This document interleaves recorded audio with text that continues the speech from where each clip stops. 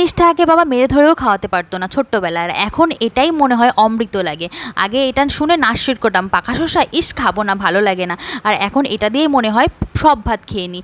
এই গরমের দিনে, টানের দিনে এই পাতলা হালকা পাতলা ঝোল, তারপরে শসা খেলে শরীর ঠান্ডা থাকে, তাই বাবা খাওয়ানোর জন্য পাগল হয়ে যেত, কিন্তু আমি তো খাবোই না। কিন্তু এখন এই রান্নাটা আমার শাশুড়ি মার কাছ থেকে শেখা, এত ভালো লাগে খেতে।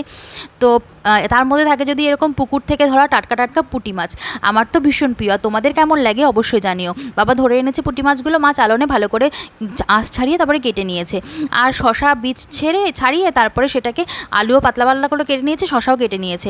এবার আমি একটু জলে সেটা ভাপিয়ে নিয়েছি, আর মাছগুলোকে লবণ হলুদ মাখিয়ে হালকা তেলে ভেজে নিয়েছি।